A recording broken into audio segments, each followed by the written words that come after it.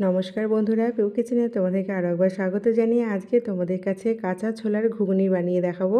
দুর্দান্ত একটা রেসিপি এবং লুচি, পরোটা, ভাত সমস্ত কিছুর সাথে খেতে ভীষণ মজা লাগে। কাঁচা ছোলা দিয়ে এত সুন্দর লোভনীয় একটা ঘুগনি কিভাবে বানালাম বন্ধুরা, পুরো ভিডিওটা মনোযোগ সহকারে দেখতে থাকো। তো চলো রেসিপিতে ফিরে যাই। আগের দিন রাতে কাঁচা ছোলা আমি ভিজিয়ে রেখেছিলাম নর্মাল জল দিয়ে, আর ছোলাটা ভেজানোর সময় একবার ধুয়ে নিলে খুব ভালো হয়।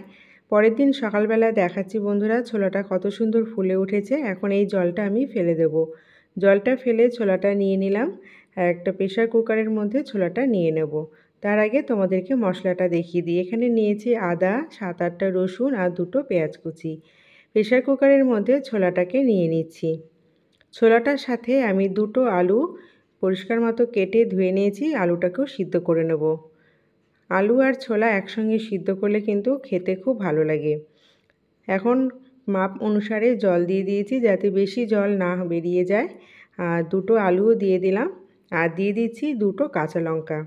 কাঁচা লঙ্কাটা সিদ্ধ খুব ভালো লাগে খেতে, তাই 2টো কাঁচা লঙ্কা আমি অর্ধেক করে ছোলার মধ্যে দিয়ে দিলাম। এখন ছোলার মধ্যে দিয়ে দেবো স্বাদ মতো লবণ আর পরিমাণ মতো হলুদ গুঁড়ো। লবণ হলুদটা দেওয়ার পর ভালো মতো একটু নাড়াচাড়া করে মাখিয়ে নিলাম। এখন 2-3টে সিটি দিয়ে দেবো, তার জন্য গ্যাসের ওপর বসিয়ে দিচ্ছি। আর এদিকে আমি একটা মিক্সার জার নিয়ে নিলাম। মিক্সার জারের মধ্যে কিছুটা বাটা মশলা তৈরি করব। তার জন্য দিয়ে দিলাম 3টে কাঁচা লঙ্কা, আদার টুকরো, 7-8টা রসুনের কোয়া আর 2টো পেঁয়াজ কুচি। তোমরা চাইলে এটা নিরামিষভাবেও তৈরি করতে পারো, রসুন আর পেঁয়াজটাকে স্কিপ করে যেতে পারো। এখন একটা ফ্রাইং প্যান গ্যাসে বসিয়ে দিয়েছি। 2-3 চামচ সর্ষের তেল দিয়েছি, আর হাফ চামচ মতো জোয়ান ফোড়ন দিয়েছি, আর জোয়ানটা হাতের মধ্যে ম্যাশ করে নিয়েছি। দিয়ে দিলাম পেঁয়াজ কুচি আর 2টো শুকনো লঙ্কা। জোয়ানটা দিলে কিন্তু খুব সুন্দর একটা ফ্লেভার আসে, তাই জোয়ানটা আমি ফোড়ন দিয়েছি। তোমাদের জোয়ানের গন্ধটা ভালো না লাগলে স্কিপ করে যেতে পারো।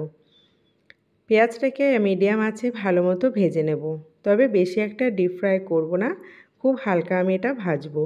তোমরা চাইলে বন্ধুরা পেঁয়াজ রসুন ছাড়াও কিন্তু নিরামিষভাবে এটা তৈরি করতে পারো, খেতে ভীষণ মজার লাগে, অসম্ভব টেস্ট, এবং কাঁচা ছোলাতে কিন্তু প্রচুর পরিমাণে প্রোটিন রয়েছে। দিয়ে দিলাম বেটে রাখা মশলাটা, আর মিক্সারে বাটিটা ধুয়েও আমি সামান্য জল দিয়ে দিলাম। মিডিয়াম আঁচে ভালো মতো মশলাটা কষিয়ে নেব। এখন মশলার মধ্যে দিয়ে দেব খুব সামান্য পরিমাণে জিরের গুঁড়ো, হাফ চামচ মতো, আর দিয়ে দেবো 1 চামচ কাশ্মীরি লঙ্কার গুঁড়ো, আর খুব অল্প পরিমাণে লবণ আর হলুদ। ছোলার মধ্যে আগে থেকে লবণ আর হলুদ আমার দেওয়া আছে, তাই একদম অল্প পরিমাণে এটা দিতে হবে মশলাটা কষানোর জন্য। সুন্দরভাবে মশলাটাকে আমি কষিয়ে নিচ্ছি মিডিয়াম আঁচে। এখন আমি সিদ্ধ করে রাখা আলু আর ছোলাটা মশলার মধ্যে দিয়ে দেবো।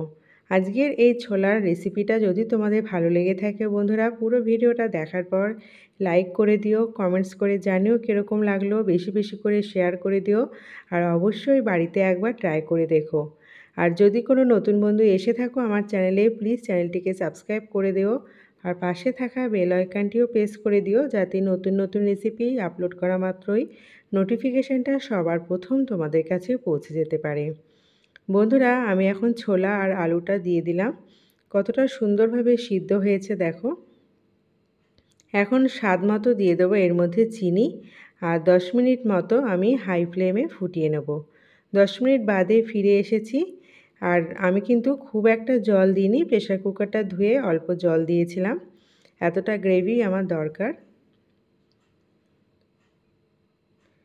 এখন এর মধ্যে দিয়ে দেবো স্বাদ মতো একটু চিনি, যদি চিনিটা তোমাদের পছন্দ না হয় স্কিপ করে যেতে পারো। আর ধনেপাতা কুচি দিয়ে দিলাম। ধনেপাতা কুচি অ্যাভেলেবেল না হলে তোমরা কিন্তু কাসুরি মেথি অথবা গরম মশলার গুঁড়ো ব্যবহার করতে পারো।